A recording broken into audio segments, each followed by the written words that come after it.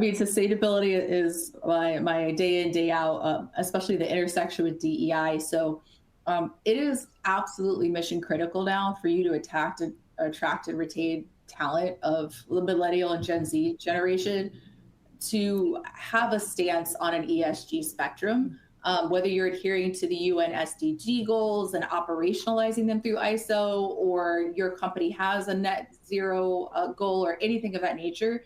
Um, as Camila said, like this is a very values driven group of folks and group of potential workers.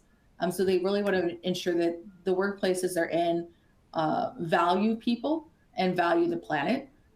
This is a generation that has been raised with climate change as a default, and so looks through the lens of business as to how they're either contributing to or detracting from that challenge, and how it's actually also affecting, how folks are moving around the planet. We've already had 27 million people have to relocate in Southeast Asia for climate related matters.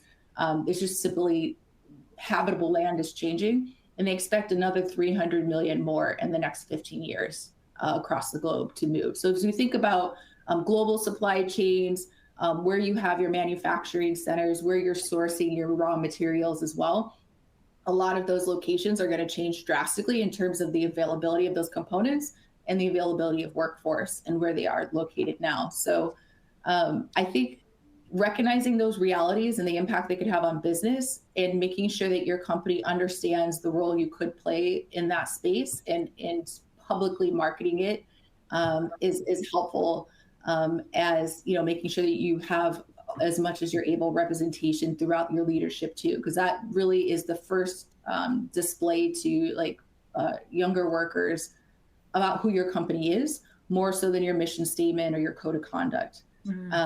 We got a lot of research now that Gen Zers and millennials won't even apply to an organization if they don't have a sustainability real estate on their website or some kind of indication.